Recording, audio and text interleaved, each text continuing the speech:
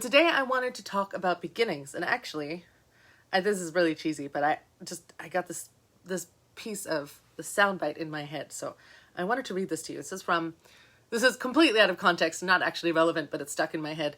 It's from the love song of J. Alfred Prufrock by T.S. Eliot.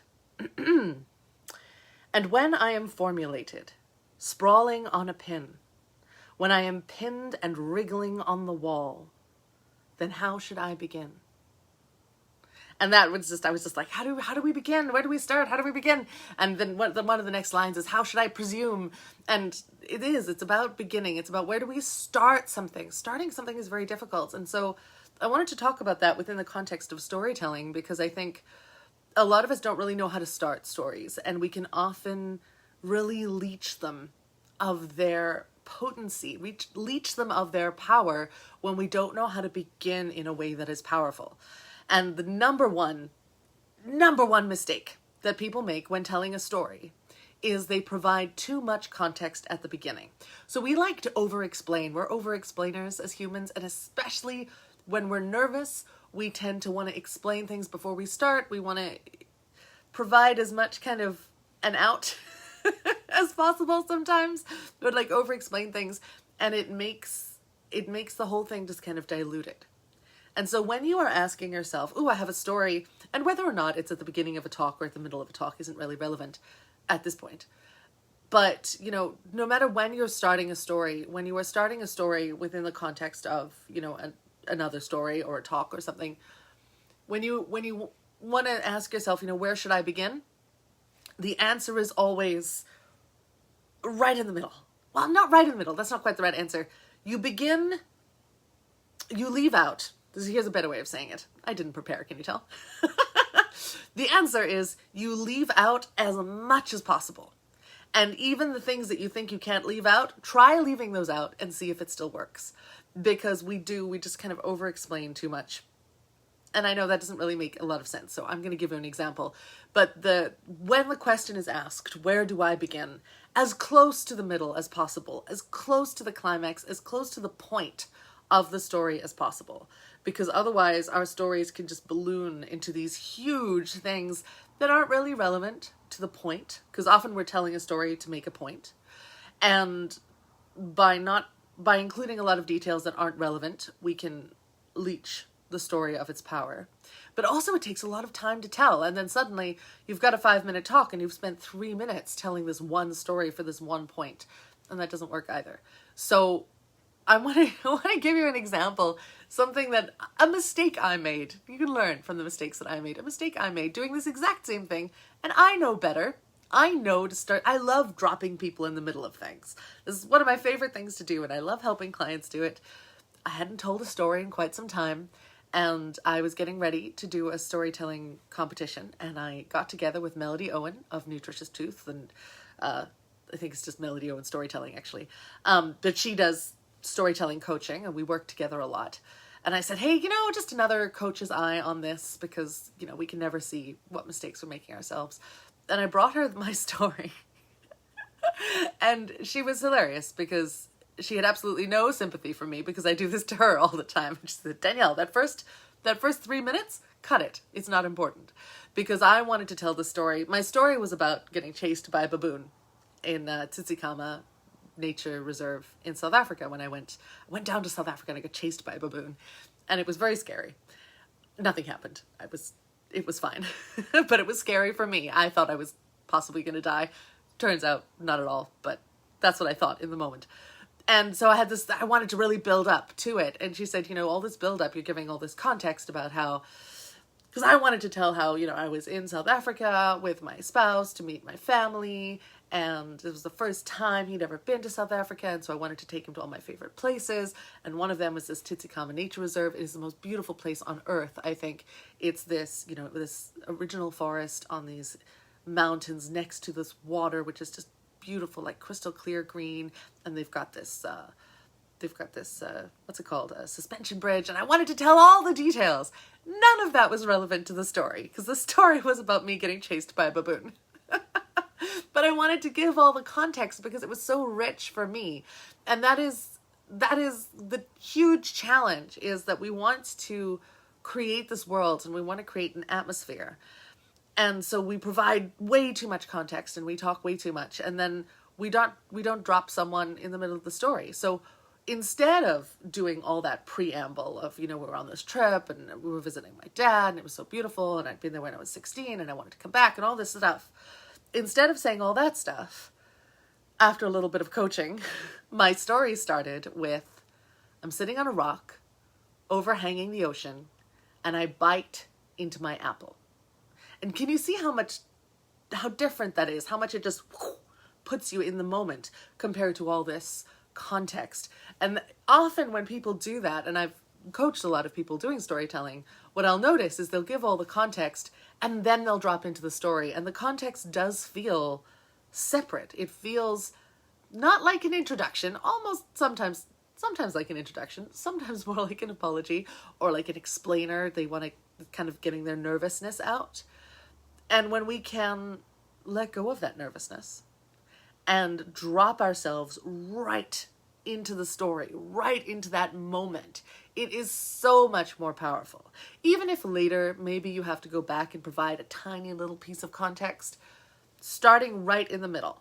In storytelling, we talk about, this is storytelling, I was thinking in like writing storytelling, in script writing, we talk about starting in media res, like in the middle of the action. And that, I think, for verbal storytelling is the most powerful way of starting a story.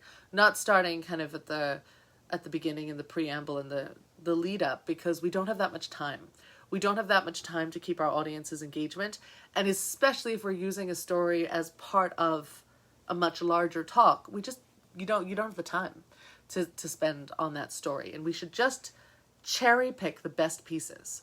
So how do we do that? Because that's the other question is, where do I start? And the answer is start as close to the middle as possible. But now that I'm starting as close to the middle as possible, how do I tell the story in a way that is effective and powerful? Because I'm using so few words and I'm including as little as possible. So how do I still make it powerful? Because there is the danger of becoming too vague.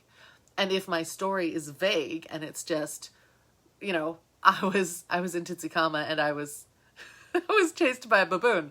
I mean, technically that's a story, but it's not very interesting to listen to, right? So we want somewhere between all of the preamble of the visit and seeing my dad and it being the most beautiful place on earth and all that stuff. We want somewhere between all that, which is not relevant, and I was in Titsukama and I was chased by a baboon, which is not interesting. So how do we find the balance? And I'm going to talk more about this in another segment because details are so tricky and important to storytelling. But the answer is you really cherry pick your details. So a lot of storytelling coaches will tell you, to include details, and, it's in the details. The atmosphere is in the details. And that is absolutely 100% true. But details can bog you down as well. They can really get your story so full and so heavy that it's so long and no one knows what to pay attention to. So yes, include detail. Always include detail. But don't choose as many details as possible. Choose quality over quantity. So when you choose a detail, how versatile can that detail be? How much information can you pack into one little detail? And that's how you choose which details and which details are the most relevant. And part of what I do for this is, if I'm not sure, if it doesn't immediately come to mind, what will often happen is the most boring details will come to mind first. Not most boring, but the most obvious, the ones that would come to mind for everybody are the ones that are going to come to mind first for you. And those aren't necessarily the most interesting or the most jam-packed of information. And so what I will do is I will just brain dump a whole bunch of details. I will just write down all the details that I can think of that day. So for example, if we're talking about me being chased by a baboon, some of the details will be, it was hot. The sun was hot on my skin. I was in South Africa. It wasn't summer, but it was still hot. And I could smell the ocean. So details are often sensory. I could smell the ocean. I could hear, there were some rocks down below me because I was on this jutting up rock. There were some rocks down below me that were making noise as the tide, the waves. As the waves came in and out, the rocks would move and they were making this kind of strange kind of sound. It was amazing. It was beautiful. And so we wave in and wave out. That's a sound that was very much present for me in that moment. And I was completely alone. I couldn't see anybody. And it was quiet, but the roar of the ocean and the sound of these stones. What other details? I was wearing shorts. I had a bag with me. I had a backpack with me, which had 2 apples in it. And I kind of decided that we were going to take apples on our hike because we'd been hiking along the mountains. So there's lots of details that I could use. Now, not all of those details are going to be important, but I want to choose maybe 1 or 2 to set the atmosphere. So maybe I'm sitting on this rock. I think I would probably talk about the ocean spray in my face because I think that's the thing that transports us the fastest. Or maybe I'd talk about the stones because the stones would actually be a good one because that includes a sound detail. It includes the fact that I'm by the ocean because I'm talking about the waves coming in and out. And so all those things of by the ocean are going to come along with that detail. And it provides a sense of quietness because it's quiet enough for you to hear the stones. So maybe I would include that one. So choose one detail that includes as much atmosphere as possible. And then the thing about telling a real story is that we have to know what to leave out. Because in our minds, in our memories, something happened in a linear fashion. You know, I took my apple out of my backpack. I was thinking something. I can't remember what I was thinking. I was thinking, this is so beautiful, probably. And then, you know, I took a bite and I looked up and I saw a baboon coming down the hill. Now that actually was pretty good as far as linear details go. But what if other stuff had happened in between? What if I'd taken a bite and received a phone call? Or, you know, or I'd seen a pretty bird, or, you know, that stuff wouldn't have been relevant, and so I would have cut that out. We tend to want to include, we want to be accurate when we're telling stories. We want to include as much detail as possible. And it's not, including a lot of accurate detail does not add to your story. And including a lot of linear detail doesn't add to your story. And then this happened, and then this happened, and then this happened, and then this happened. Not good detail. Details are good when they add life, when they add texture. So things like smells, sounds, sights, feelings, like emotional feelings and thoughts, but be careful with thoughts because we can use a lot of them, but, you know, a really important thought. Those kind of things that can really add to the vibrancy of the story and make our audience feel like they're there with us. Because that's the whole point, especially if we're telling stories within the context of a talk and we're telling it to make a point. We want it to be as fast and punchy as possible. We want to transport the audience there, get them to feel the thing that I want them to feel, and then move on. And we're not going to languish in the story. We're going to cut out as much irrelevant detail as possible. And so it's actually not that much to say about that. But I want you to really kind of check yourself when you're telling stories. How much can I transport my audience into the moment as much as possible? And something else that I'm going to talk about in a later tip is how to take a moment and highlight just one moment. And again, this has to be used so sparingly because otherwise we're highlighting one moment at a time. That's going to take hours to talk about just 5 minutes. But really transporting your audience, you know, how fast can you slam them into the world and the atmosphere of the story, into the moment of the climax of the story? Because telling a story when it's just a story, like if my talk was 5 minutes and the entire talk was the story, then I have time for context and backstory and climax and going backwards and forwards and that kind of thing. That's not what I'm talking about today. Today I'm talking about using storytelling techniques within a talk. So, for example, it wouldn't be that I have 5 minutes to tell my story. Maybe I have 5 minutes to explain to someone the effectiveness of storytelling. And so I might start with a story. I might start with a small story that really throws people into the moment. And like maybe the first time I heard it. Ooh, yeah, a perfect story would be the first time I was transported by a story. I don't know if I can, I haven't practiced this. I don't know if I can do it justice. But I'm not going to try. I would start with a story about the very first time I was transported by a story. I saw Twelfth Night when I was 4, and it changed my life. it was adults playing pretend, and I could see what they were seeing, and it was magical, and I refused to move. I sat absolutely up straight. I did not move from the moment the lights came up to the very end of the show, and there was an intermission, and I would not leave. So there's that. That might be my first story, just to explain the power of stories. And then I go into maybe some of the science and some of the background and some of the places you might use stories.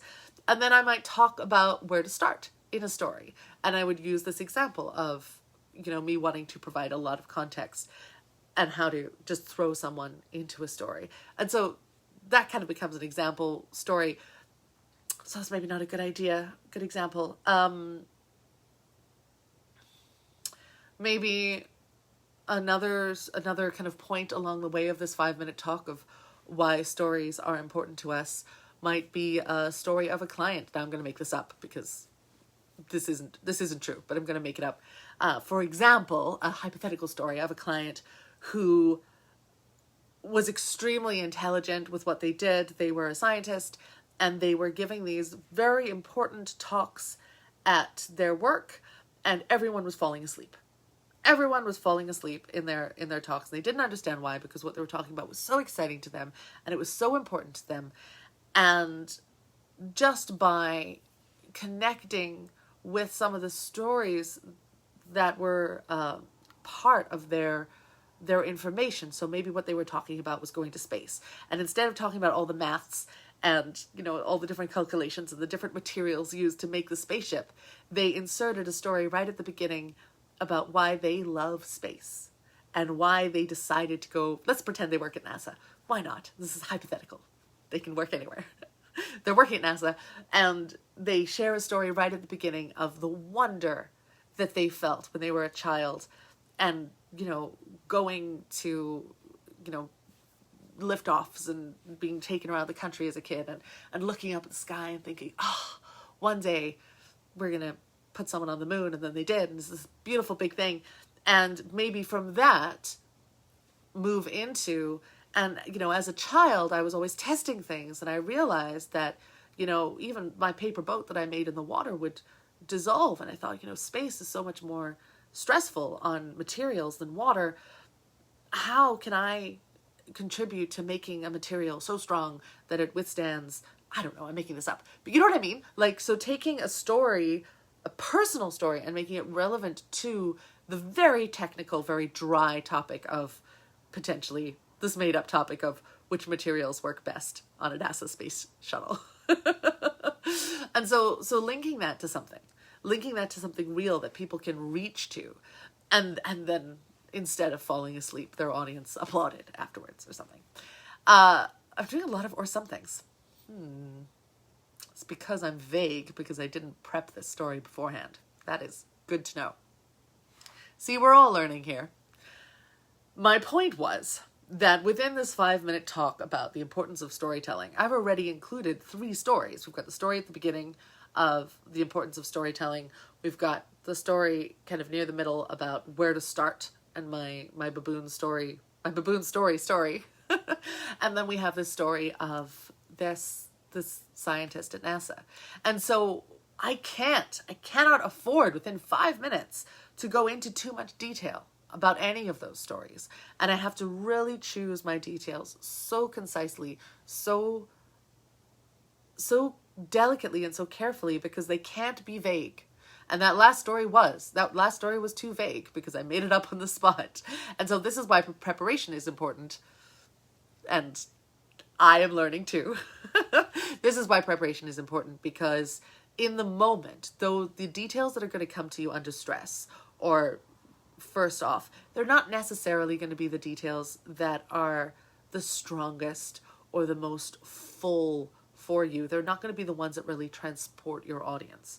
And so taking the time to sit down and look at a whole bunch of different details and say, all right, these are all the different details that I have about this particular moment or this particular story. Which ones are going to be the most powerful? Which ones are going to really transport the audience? Which ones have the feel that I want to communicate? Because maybe some of the details are actually going to take away from your story. Maybe the fact that, you know, they decided not to become an astronaut halfway through, you know, this person who ended up at NASA talking about materials. Maybe they went on a little bit of a tangent, life tangent. They got really obsessed with space, and then for a while they got really obsessed with the idea of becoming a vet. They almost became an animal vet, and they got really obsessed with that for a while. But then they came back to space for some other reason. You know, that's a true detail, but it's not going to be useful in the story. It's not going to support the story in any way. But what I really wanted to underline is the fact that you can always cut more than you think you can. But be careful of what you cut. Don't just cut everything and be left with a vague skeleton. When you cut in a way that the story still somehow remains intact, even though you've cut away 80% of what you wanted to say. Keep the details that pack the most punch. Keep the details that are going to throw us into the moment. And we don't need to get there. You don't need to lead us up to the moment. You can throw us right in the moment. Just don't worry about any sort of kind of preamble or context or setup. Just throw us right in the middle and trust your audience. Audiences are used to hearing stories. They're very comfortable filling in the details. And so if you can choose just the right details to give them enough that they can fill it in themselves, it's also going to be more interesting for them. So not only are you saving time and you're not diluting your story, but you're also making the story more interesting for them because they're co-creating it with you. If you only give them a few very specific details and they fill in all the gaps in between, then they are active. They're actively participating in your talk. And that is super cool because you want them to feel engaged. You want them to feel awake and alive and not falling asleep while you're speaking. Just to sum up, start your audience right in the middle of the story. Cut out as much detail as possible. The details that you leave in, make them important details. Make them details that are full of senses. And when you're choosing details, not linear details. Not this happened, then this happened, then this happened, then this happened. Not that. Rather, details that are talking about the sensory world. So it smelled like this. It felt like this. I heard this. Use the senses when you are using details, as well as internal experience, like emotions and thoughts.